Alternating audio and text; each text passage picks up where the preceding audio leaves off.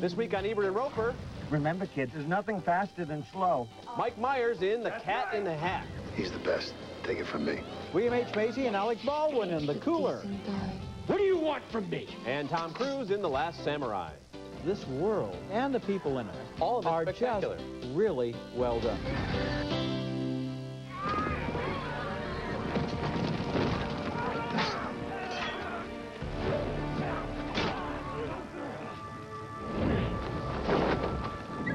That's Tom Cruise in The Last Samurai, the story of a Civil War veteran who learns the way of the samurai. We'll have an early review, plus more new movies, and a magical new DVD for the entire family. I'm Roger Ebert. And I'm Richard Roeper. Our first movie is The Cat in the Hat, and I'm sure half the critics in the country are going to review it in Dr. Seuss-like verse.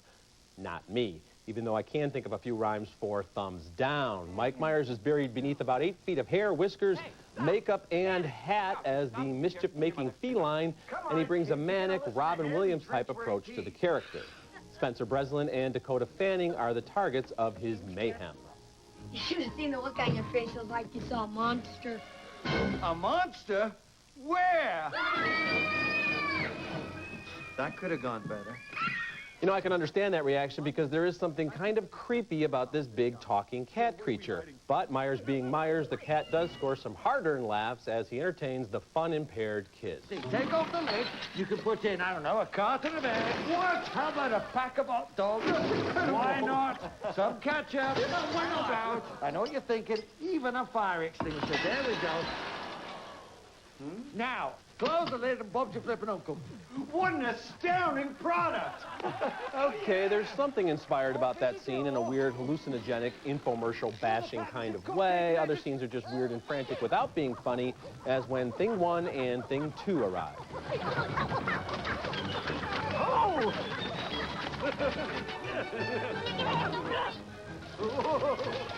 He's coming!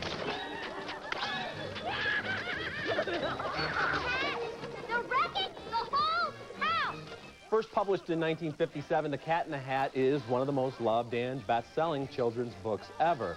It's also a mere 1,600 words, and even at 82 minutes, the movie version seems like a big stretch. Director Bull Welch was the production designer on Beetlejuice and the Men in Black films, and the sets here are colorful marvels, but we spend an awful lot of time in the house with Myers channeling Bert Lahr's cowardly lion voice and doing the same old shtick. His best comic moments occur when he steps out of character for in-jokes and asides. That's okay, but maybe a part of him was realizing as the movie was being made that a live-action version of The Cat in the Hat just wasn't a great idea. You know, this movie was produced by the same people who made The Grinch That Stole Christmas with Jim Carrey. Didn't like that one either. If there's one thing I've learned from these two movies is that we don't want to see Jim Carrey as a Grinch, and we don't want to see Mike Myers as a cat. Yeah. I mean, these are talented comic performers. Let's see them do their stuff. Don't bury them under a ton of technology. That's a great point. And these are two of the biggest talents, the biggest comedic talents around. If they can't pull it off, I mean, I don't want to see them together playing Green Eggs and Ham next. It's just not a good idea. And you know, there's another thing about the cat in the hat. Okay. You know my rule that you should never get married to anyone you wouldn't take a 3-day bus ride with. Okay. You should never star a character you can't stand for 82 minutes. Yeah, and you're right. That's the thing. Yeah. He's kind of an odious character, and there's some strange scenes. And when they end up at a rave and Paris Hilton shows up, you know this movie is desperate and unfunny. What about that scene where they take their Chinese babysitter, Mrs. Kwan? She's totally out of it because she's narcoleptic, and they turn her into a raft to go down the water slide. Now, I know it's a fantasy scene, but nevertheless, I thought it was kind of cruel. And dopey. And dopey. Okay, our next movie is The Cooler, starring William H. Macy in a tender performance as another one of his heroic sad sacks. He plays a guy named Bernie whose luck is so bad he's actually employed by a Las Vegas casino as a cooler. All he has to do is stand next to a guy on a hot streak, and the guy starts to lose. One night he goes out on a rare date with a waitress at the casino played by Maria Bello. You're a cooler. You turn winners into losers. Do you know how I do that? Listen, I know there's a lot of stuff that happens in casinos all the time. I do it by being myself. People get next to me, their luck turns. It's always been that way. The casino boss, played with chilling effectiveness by Alec Baldwin, is old-fashioned enough to believe in a cooler, especially when the cooler is not cooling things down enough. The thing is, being in love has changed Bernie's luck. We're down almost $1 million out there. Doesn't that seem strange to you? I guess I'm having a An off day? No. You don't have off days, Lutz. Your luck incarnate. What's wrong? You're coming down with something? You have this look about you. No. As a matter of fact, I've never been better. Baldwin is under pressure from a hotshot young management consultant who wants to modernize the casino and doesn't believe in old-fashioned Vegas traditions like coolers. You know what that is? No. It's music, to be sure. It's pleasant, not intrusive. But recorded at a subsonic level is a mantra. Lose. Lose. Lose. The cooler sounds sort of like a comedy. A loser becomes a winner after he falls in love. But this is a movie with a lot of moods. It deals frankly with scenes involving sex and violence, and all of William Macy's considerable talent as an actor is used in creating this guy, Bernie, who lives in a real world of pain and heartbreak. Maria Bello and Alec Baldwin also play characters with complex motives, and I like the way Baldwin shows the casino boss as a mixture of ruthlessness and sentimentality. It's a good movie. It's a very good movie. Alec Baldwin totally wasted in The Cat in the Hat, but used to great effect here. I think Baldwin is deserving of a Best Supporting Actor nomination. He's that good in this film. And William H. Macy and the relationship with Maria Bello feels so real, and they have an honest sex scene. It's not gratuitous, obviously, but it's great to actually see people, you know, someone who's in his 50s and someone's maybe in her late 30s having an honest relationship like that. And I love the whole idea about a cooler, about a guy who just brushes up against people to change their luck, and that seems like such a fable.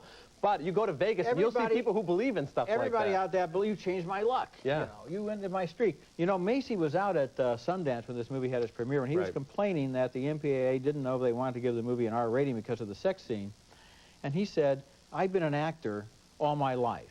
I'm 50 years old. I stayed in shape, hoping that someday in this long career I would be asked to do a sex scene, and finally I was, and they want to cut it out. Yeah, because it's honest, and that scares the It is honest. But this is a good film, and it's a very good film about the culture of Las Vegas. Yes, it is. Okay, coming up next, one of the best movies I've seen since I've been on this show when we come back.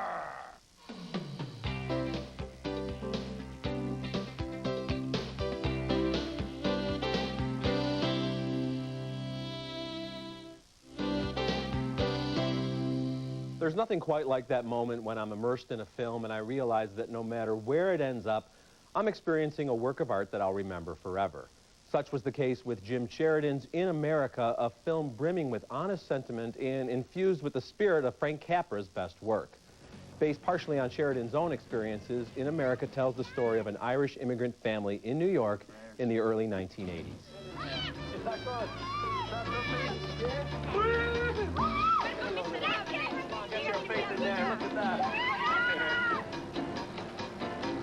You're a genius, Dad.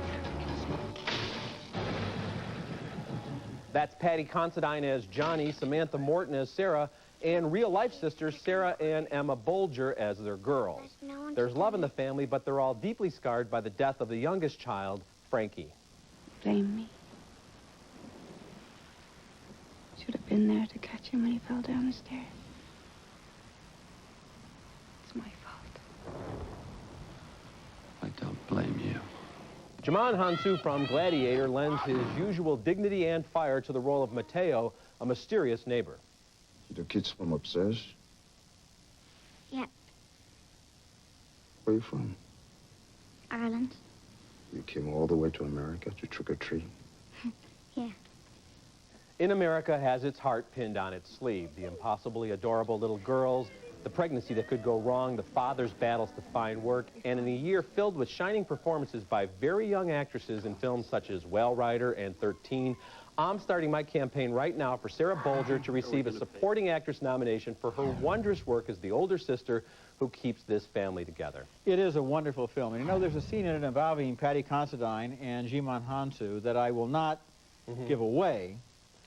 So I hope that you know the one I'm talking about. I know exactly what you're talking about. The one where he's very mad at this downstairs neighbor, and he asks him a very, very pointed question, and he gets an answer, and suddenly something clicks, and he realizes a very important thing, and at that moment, my heart just leapt up at the way that he was able to make that transition and understand that the whole situation was on a totally different level. Well, this movie is so heartfelt in the way it deals with that. Well, in that scene in particular, and actually the whole movie, the writing is so good without drawing attention to itself, and so is the acting. I mean, you're aware of the great performances going on here, but they're not showcase scenes. And in a movie like this, dealing with such big issues, there's nothing more heartfelt and powerful than the loss of a child, but it doesn't go over the top because you believe these two characters. You know, they love each other, but they have a lot of problems. And these two little girls as the sisters, who are real-life sisters, never do you say, oh, look at the kids acting. Look at the kids showing off here. It's just beautiful and natural. You know, there have been a lot of movies about immigrants to America, and among Irish Americans, Angela's Ashes is very good, but this movie is really in a class by itself. I think it's one of the best movies of the year. Okay, coming up next, Tom Cruise is an American soldier whose life is changed in The Last Samurai. I'll look for you on the field.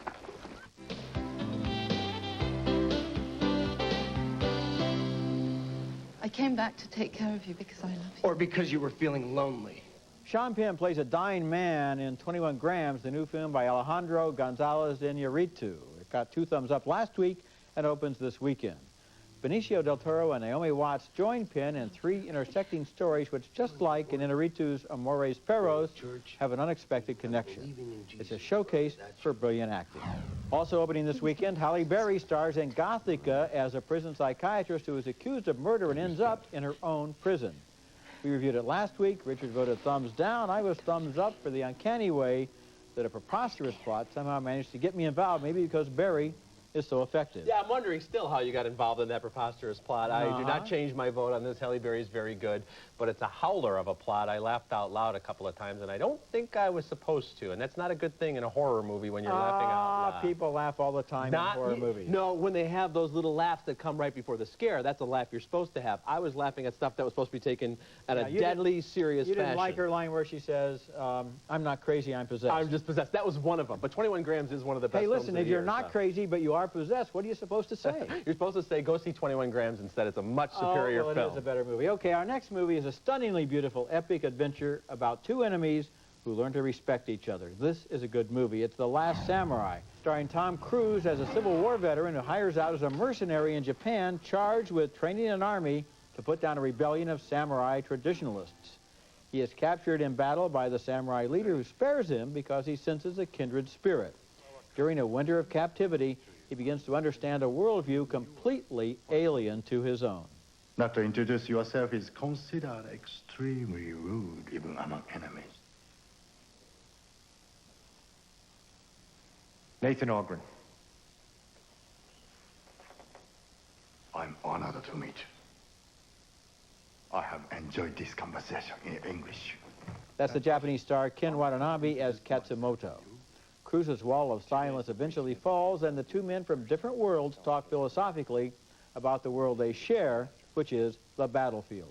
What do you have in mind? Take away the advantage of their guns. We're overconfident when we use that. Lure them close. Close enough for a sword. When spring comes and the mercenaries face the samurai once again, Cruise's old comrades are stunned to see that he has changed sides. The Imperial Army of Japan demands your surrender. If you and your fellows lay down your arms, you will not be harmed. This is not possible, as Mr. Omura knows.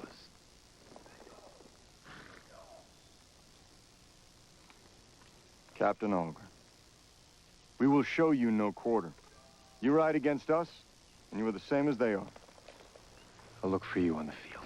The Last Samurai was directed by Edward Zwick, who has made 3 other movies involving war: Glory, Legends of the Fall, and Courage Under Fire. But this movie is not so much about war as about life, about how 2 professional warriors consider the meaning of their existence and the codes that they live by. The look of this movie is absolutely breathtaking. What a triumph of production design and costuming.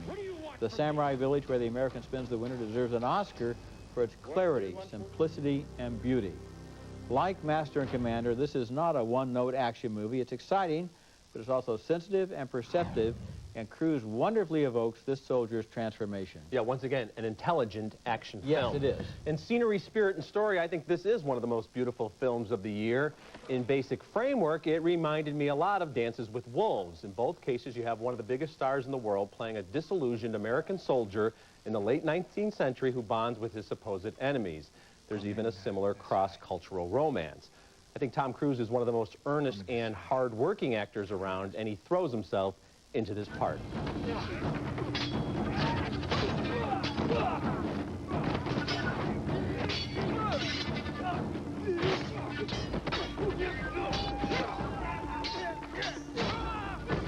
It's As much as I admire Tom Cruise, this role is a bit of a reach for him.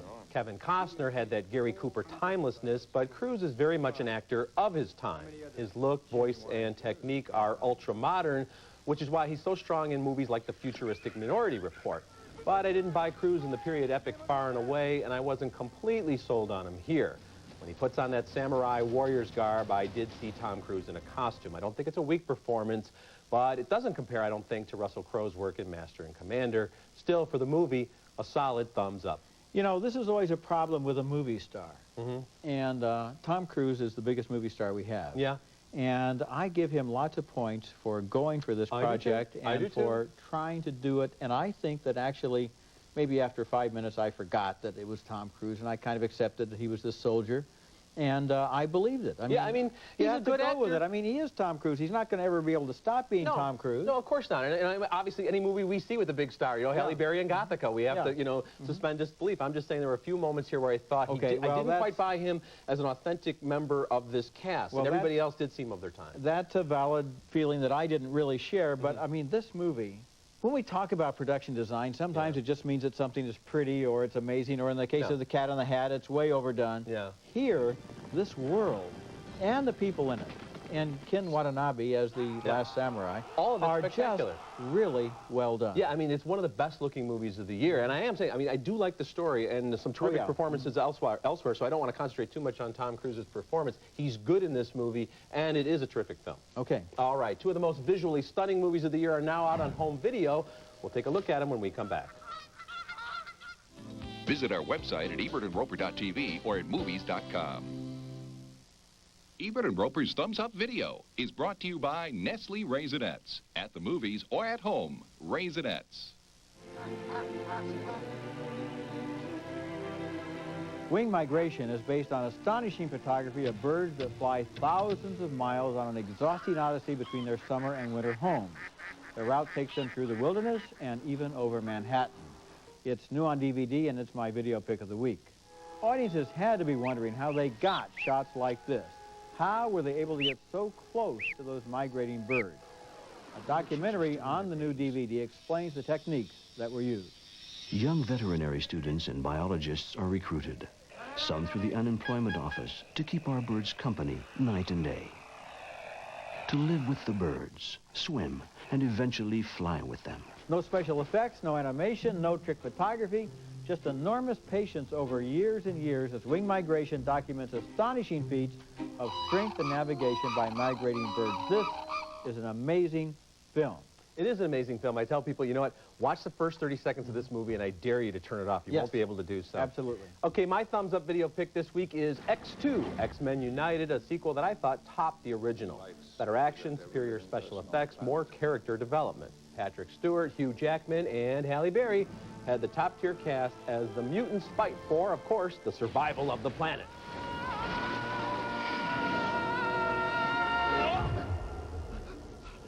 You have him? He's not going anywhere. The X2 extras include a truly fascinating multi-angle sequence outlining the Nightcrawler's attack on the president, a special effects clinic explaining how the X-Jet flies through a tornado-filled sky, and an interview with the great Stan Lee on the origin of the X-Men. My biggest problem was, how did they get their superpowers? Well, I couldn't have everybody bitten by radioactive spiders. Now, it looks like Hugh Jackman's going to have his own Wolverine movie, and the X-Men franchise could go on as long as the Star Trek series, as there are more than a dozen fascinating mutants who could rise to the forefront of their own movies. You know, and I still have the question, how come it makes you more powerful to have claws than to be able to control the climate of the entire planet? Yeah, I'd rather be with Storm than Wolverine. Yeah, okay, so in other words, you found the Halle Berry character to be very plausible in this film. In this film, yes. In Gothika, no. We'll be back with a recap in a moment. Next week is brought to you by Capital One. What's in your wallet? Next week on Ebert and Roper, Billy Bob Thornton is a very bad Santa. And Tommy Lee Jones stars in The Missing. Yes, you can track them. Okay, recapping this week's movies, 2 thumbs down for The Cat in the Hat, 2 thumbs up for The Cooler, 2 thumbs way up for In America, which opens next week, 2 thumbs up for The Last Samurai, which opens on December the 5th, and we split on Gothika, but 21 Grams got 2 thumbs up on last week's show. They both open this weekend. Yeah, we split on Gothika because, I don't know if I mentioned this, I'm thumbs down on that You movie. mentioned that, yeah. Okay. Remember, you can hear all our recent reviews at ebertandroeper.tv or at movies.com, and read us in print at suntimes.com. Until next week, the balcony is closed. You know, despite the weight of the apparatus of special effects and makeup and everything else in The Cat in the Hat, Elf, which depends on wit and imagination and true comic genius, is a much better movie. Much better movie. Will Ferrell's so good in it. Holiday savings store-wide now at Brand Source. For the best service, selection, and value, go to The Source. Brand Source, your neighborhood expert. Soft Lips Lip Protectant protects against sun, wind, and other harsh conditions. Soft lips, because lips should be soft. Buy T3 now on DVD. A nightmare has begun that must be stopped. Judgment Day is inevitable. Buy Terminator 3 Rise of the Machines now on DVD. Hoover's new Wind Tunnel Dual V. By focusing suction into powerful V-shaped paths, it has cleaning power from edge to edge. Wind Tunnel Dual V, only from Hoover. Closed captioning for Ebert and Roeper is brought to you by Blaster Butter, the ultimate theater-style butter-flavored popcorn. Just the way you like it. Oh, yum. Jolly Time Popcorn.